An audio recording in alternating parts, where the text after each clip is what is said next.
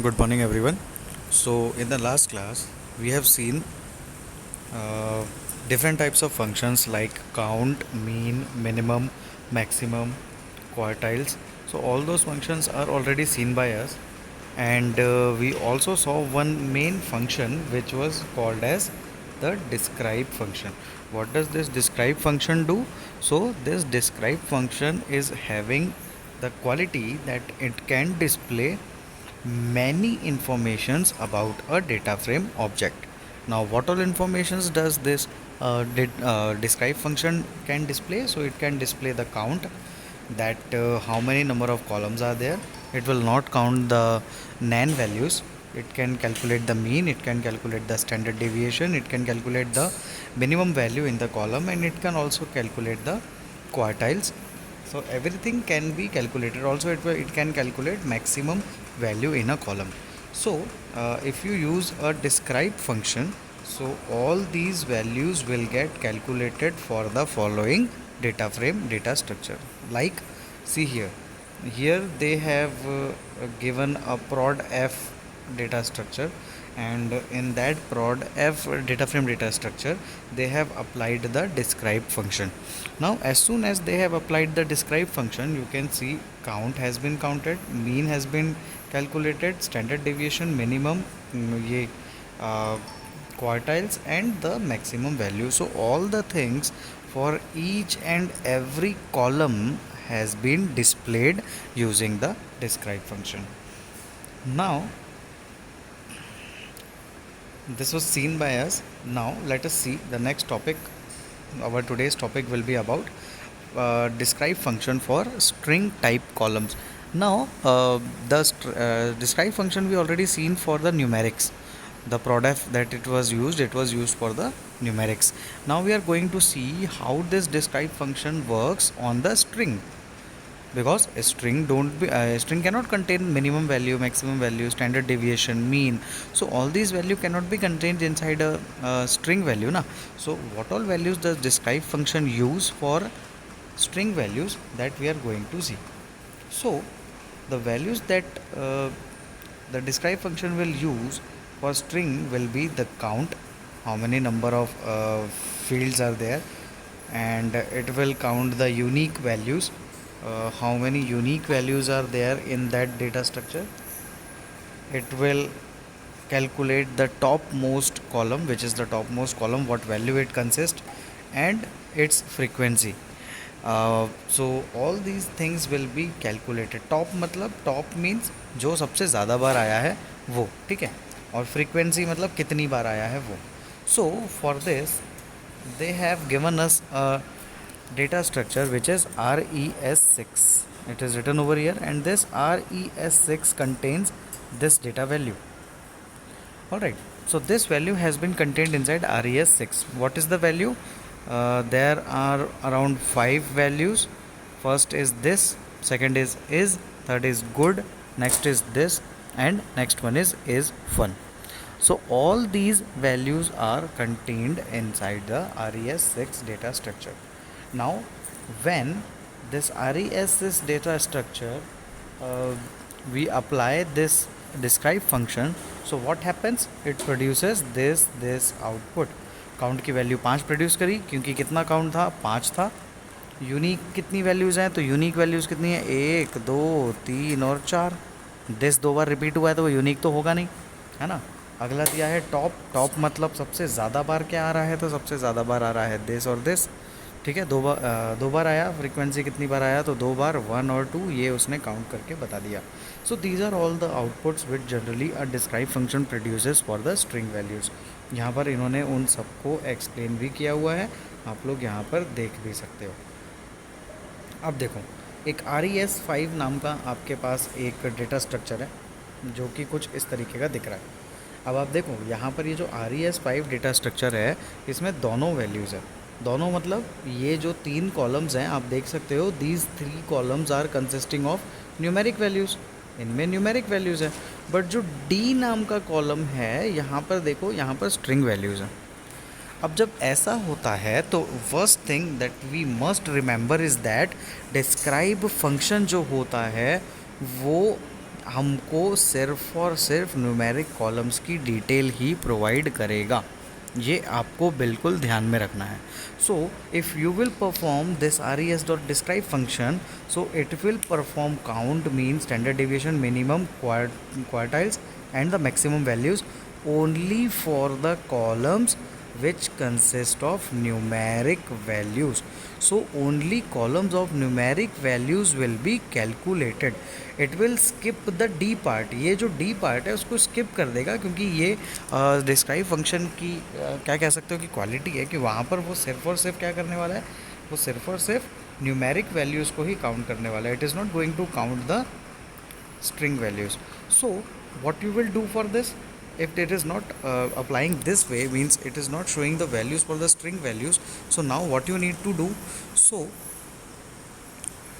during when you apply this describe function, at that time you have to pass one parameter. And what parameter has to be passed? So you can see the parameter is passed include is equals to all. So you have to pass this parameter inside the describe function, which is include is equals to all. जब आप ये include is equals to all parameter pass करोगे describe function के अंदर, तो अब क्या होगा, अब जो आपके फंक्शंस थे जो वो न्यूमेरिक्स के लिए अप्लाई कर रहा था, जैसे कि count, frequency, mean, standard, minimum, quartiles और मैक्स, तो ये सारी वैल्यूज़ तो जो थी ये सारी आपकी किसकी थी, ये सारी थी न्यूमेरिक्स के लिए. Similarly it will also count the unique, top and frequency which all belong to the string function. So अब ये क्या कर रहा है, ये दोनों के लिए यहाँ पर काउंट कर रहा है. तो अब जो चीज़ जिसको बिलोंग करती होगी उसका आउटपुट लिखेगा, जो चीज़ जिसको बिलोंग नहीं करती होगी उसका आउटपुट नहीं लिखेगा. जैसे कि काउंट, तो काउंट तो सबका निकलेगा, सबका निकला. यूनिक, अब यूनिक वैल्यूज़ ये स्ट्रिंग पे पास होने वाला डिस्क्राइब फंक्शन था, तो यहाँ पर देखो, यहाँ पर 3 आउटपुट आया है, और बचे हुए जो भी थे आपके, जो भी न्यूमेरिक वैल्यूज़ थी, वहाँ पर नैन, नैन और नैन प्रिंट हुआ है, मतलब not a number. Means here it will not show any of the values because these all belong to uh, these all belong to the string functions, so this will not show the values. Now rest of all these values are belonging to the numeric functions, so you can see clearly that nan it's produced for the string values. so ये होता है, ये हमको ध्यान रखना होगा कि जब हमको describe function अप्लाई करना है, तो describe function generally it is applied for the numeric values, but if you want that it should count the string values as well, so for that purpose you have to include a parameter, and what that parameter is, that parameter is include is equals to all. So this particular parameter has to be passed in order to calculate the values for numeric as well as string. So ये आपको ध्यान रखना पड़ेगा. There are still they have mentioned us some other essential functions and functionalities. Let us see what all those are. तो यहाँ पर इन्होंने, आपको याद होगा हमने जब पहली क्लास पढ़ी थी वहाँ पर DF1, DF2, DF3, DF4 4 data frame structures लिए थे छोटे छोटे से. Let me remind you what I am talking about. Let me go on that page and then let me tell you. It may be on the very first page. Just a minute. What is this? हाँ, आप देख सकते हो ये DF1, DF2, DF3, DF4 ये 4 data types हमने 4 data frames हमने देखे थे. We are talking about these 4 data frames.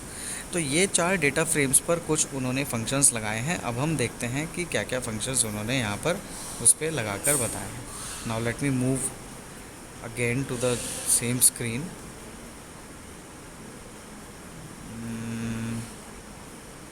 Just a minute.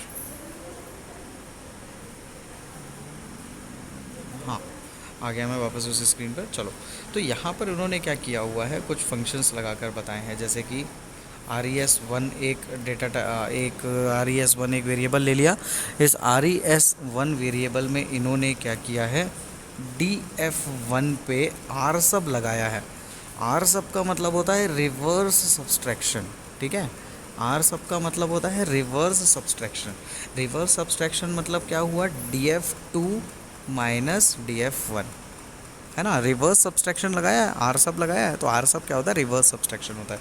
तो यहाँ पर जब रिवर्स सब्सट्रैक्शन लगाया है तो रिवर्स सब्सट्रैक्शन लगाने पर ये आउटपुट जनरेट होकर आया। ठीक है। सिमिलरली जब RES2 पर DF1 आर सब DF3 लगाया, मतलब DF3 माइनस DF1 लगाया। ठीक है, ये DF3 है, DF3 माइनस DF1 लगाया, तो इस तरीके का आउटपुट आपको जनरेट होकर मिला। And similarly they have perform the same function on RES3। यहाँ पर उन्होंने DF4 माइनस DF1 किया है। अब यहाँ पर देखो, अब जो जो कॉलम्स होने थे, जिनकी वैल्यूज़ कैलकुलेट होनी थी वो तो हो गई, जिनकी नहीं हो सकती थी उन पे इसने नैन प्रोड्यूस कर दिया, क्योंकि वहाँ पर वो कॉलम ही नहीं था, तो उसने उन कॉलम्स पे क्या कर दिया, नैन वैल्यू प्रोड्यूस कर दिया। आगे बढ़ता है। There is one more function which is called as inspection function, which can be described as info function। यहाँ पर आप देख सकते हो, it is written over here, इसको info function भी कहा जाता है। What does this info function generally do?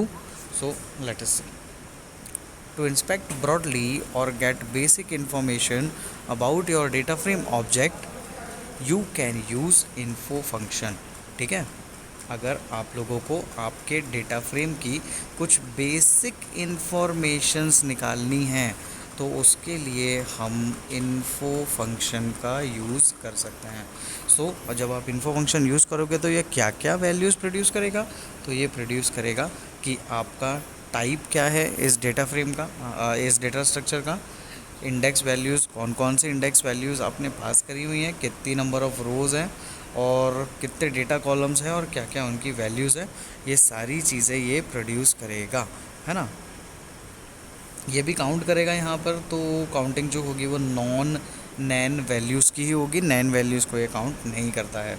Again क्या बताएगा, डेटा टाइप क्या है हर एक कॉलम का वो भी बताएगा, और ये कितनी मेमोरी यूजेज हो रही है इसमें, वो मेमोरी यूजेज भी ये आपको डिस्प्ले कर कर बताएगा। चलिए एक एग्जांपल के थ्रू देखने की कोशिश करते हैं। आपका जो RES1 है, उस RES1 पे इन्फो फंक्शन इन्होंने लगाया, तो देखो उसने बता दिया क्लास क्या है, तो ये एक डेटा फ्रेम डेटा स्ट्रक्चर है। इंडेक्स क्या है, इसकी 3 इंडेक्सेस हैं इसके।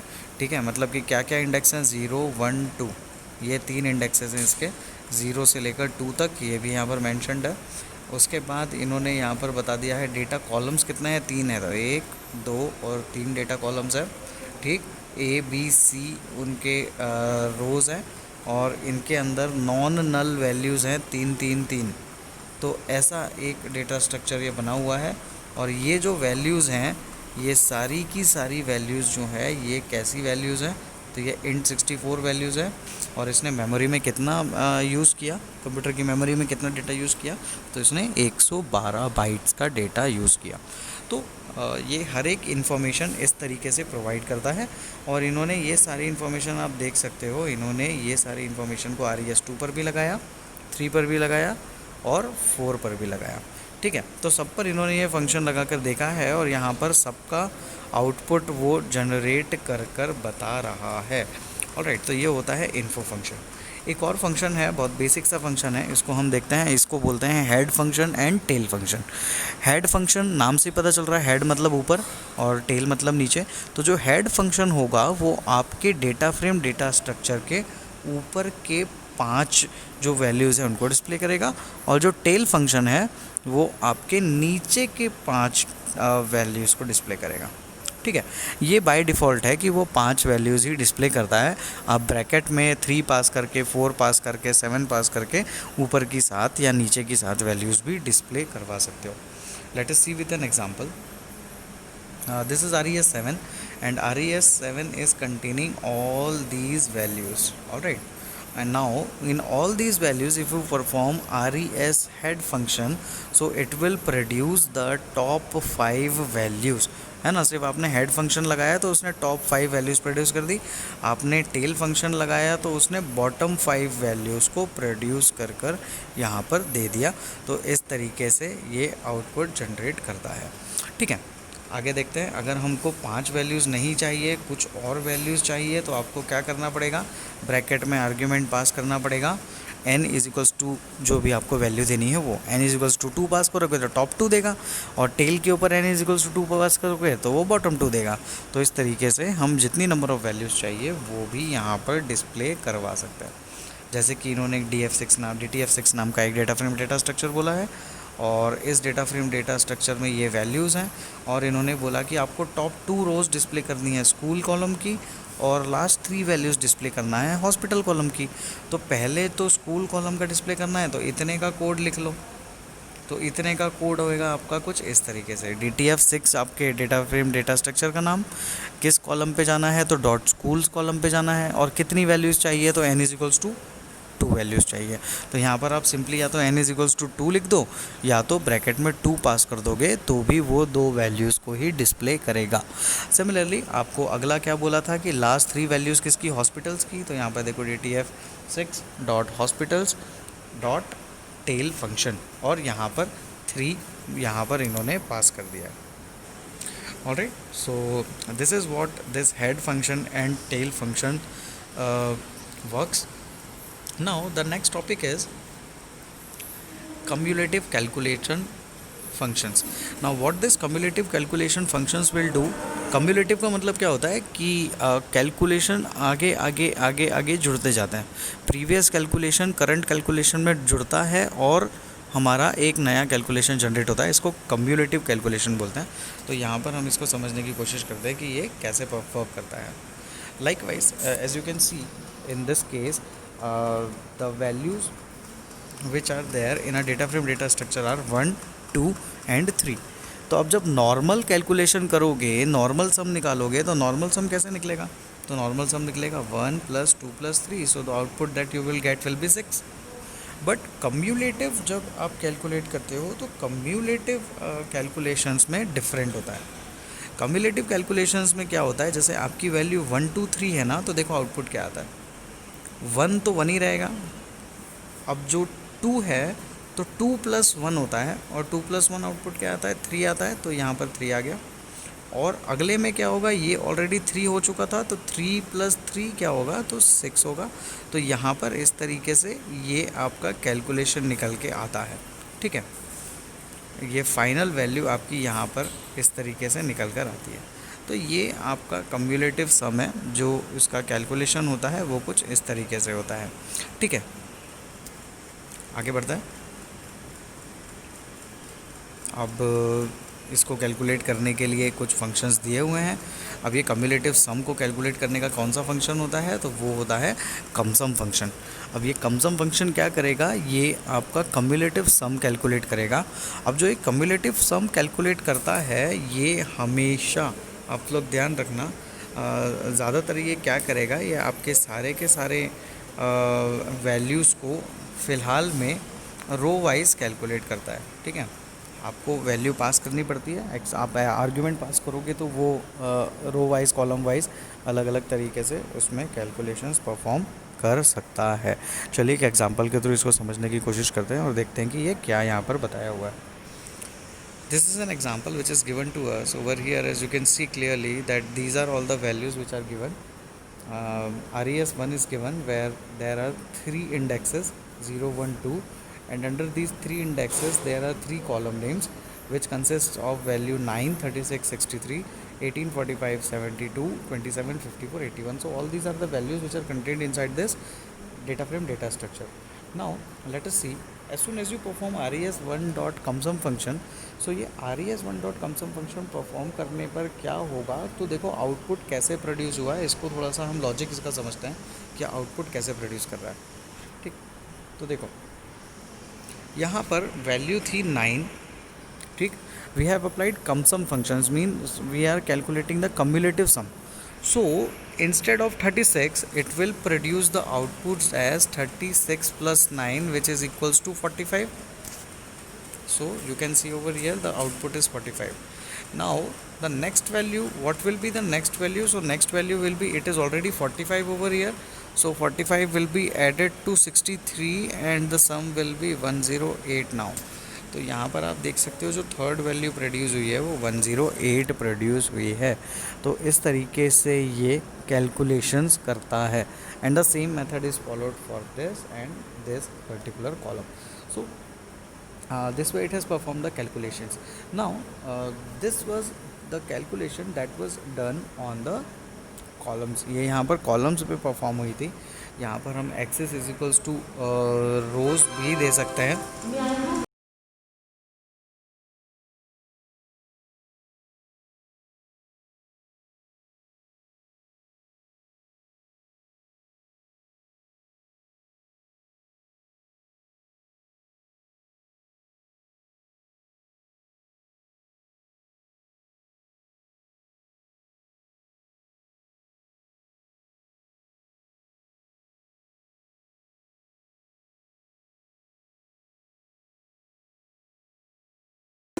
So we can see the CumSum function is generally performing values on the rows, है ना। इसका डिफ़ॉल्ट ऑपरेशन क्या होता है, इसका डिफ़ॉल्ट ऑपरेशन रोज़ पर होता है, ठीक है।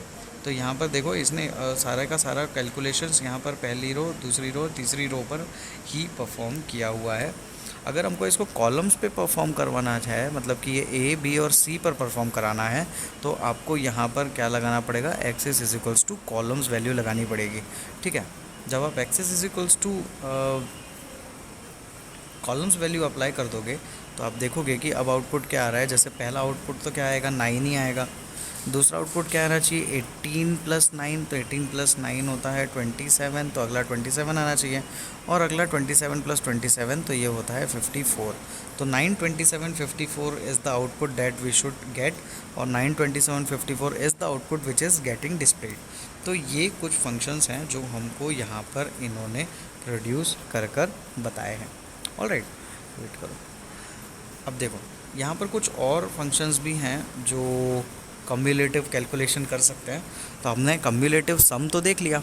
Similarly there are other functions name cumulative product जो मल्टीप्लिकेशन निकालेगा, कम्युलेटिव मैक्सिमम जो आपके जो भी मैक्सिमम वैल्यू है, कम्युलेटिव मैक्सिमम वैल्यू वो बताएगा, और कम्युलेटिव मिनिमम ये आपकी जो भी कम्युलेटिव मिनिमम वैल्यू है वो बताएगा।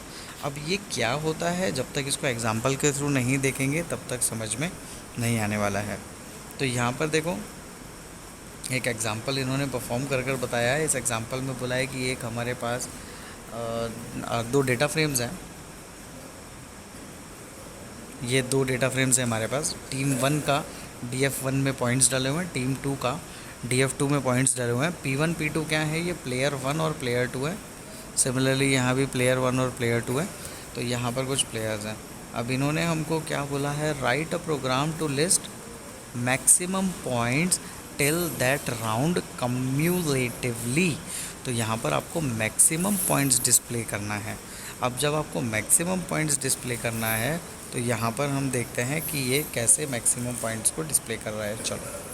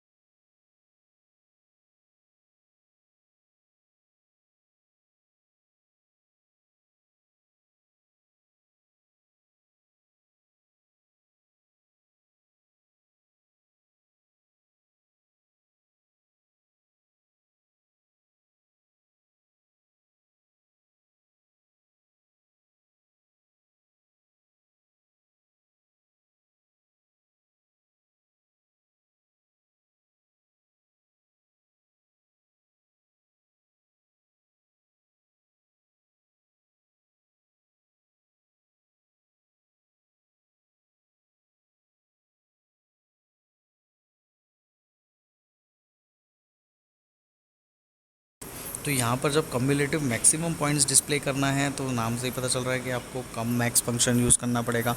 अब कम मैक्स फंक्शन किस किस पे यूज़ करना पड़ेगा, तो DF1 और DF2, दोनों में से आपको उन्होंने क्या बोला है कि मैक्सिमम पॉइंट्स बताओ ना। तो चलो ठीक है, देखते हैं हम। जैसे ही इन्होंने DF1 पर कम मैक्स फंक्शन लगाया तो देखो ये रहा आपका DF1। DF1 के प्लेयर वन की अगर बात करें तो पहले राउंड में उसके पॉइंट थे 700, दूसरे राउंड में हो गए 975। आपने कौन सा फंक्शन लगाया है? मैक्स फंक्शन लगाया है। तो 700 बढ़ाए कि 975? 975। तो यहाँ पर फर्स्ट तो 700 डिस्प्ले रहेगा, 700 के बाद नेक्स्ट वैल्यू 975 डिस्प्ले होगी। थर्ड में देखो 975 अपनी ये वाली वैल्यू है और 970 अगली वैल्यू है। तो 975 और 975 में क्या बढ़ा है?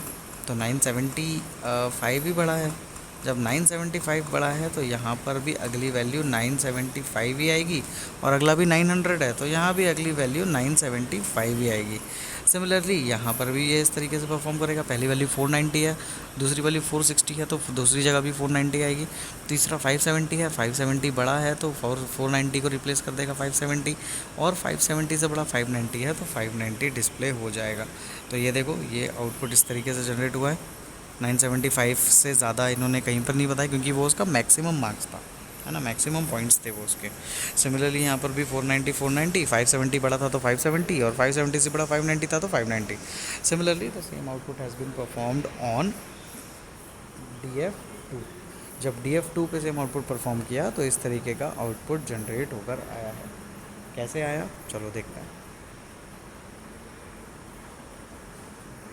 1100, तो 1100 ही प्रिंट होगा।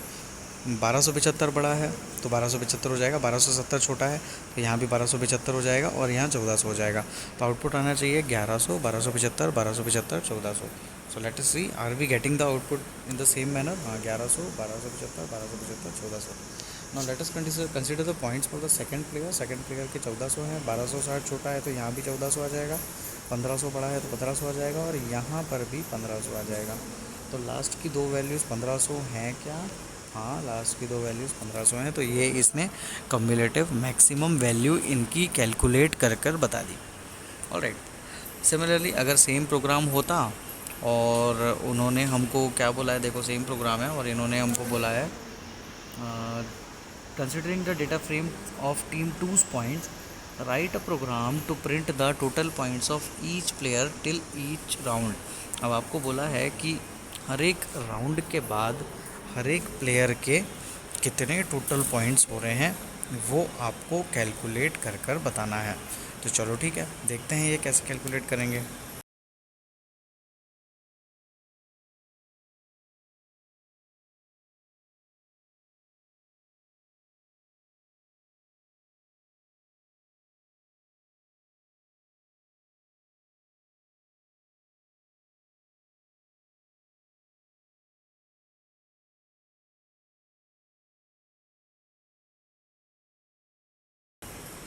अब नाम से ही जैसे पता चल रहा है कि यहाँ पर आपको ईच प्लेयर पहले राउंड में जितने नंबर थे दूसरे राउंड में कितने होंगे, तो इस राउंड के प्लस प्रीवियस राउंड के दोनों जुड़ेंगे तो आपका सेकंड कॉलम आएगा। तो सिमिलरली यहाँ पर आप देख सकते हो कि यहाँ पर जैसे उसके 1100 पॉइंट्स थे और अगले में 1275 थे, फिर 1270 थे और 1400 थे। ये प्लेयर वन का नॉर्मल पॉइंट्स हैं।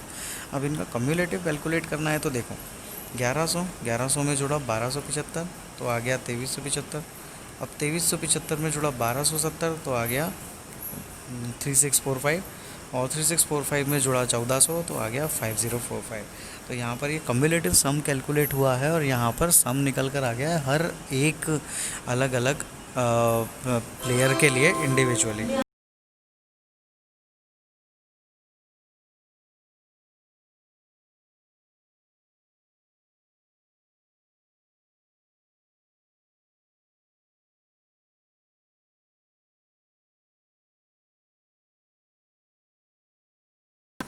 Same way the values for the player two has been calculated. तो प्लेयर टू के लिए वैल्यूज़ क्या थी, ये सब थी। तो पहली तो 1400 आएगी, सिंपल। 1400 में 1260 मिला तो 2660 हो गया, 2660 में 1500 मिला तो 4160 हो गया, और इसमें 1190 कैलकुलेट हुआ तो 5350 हुआ। So this way it is calculating the cumulative sum. So I think this is it for today's class. You can watch this video and understand the topics. अगर कोई टॉपिक क्लियर ना हो तो ज़रूर से पूछें. I will send you the PDF of this class as well in the group, so that you can go through that PDF and understand the topics. All right, so thank you students, see you in the next class.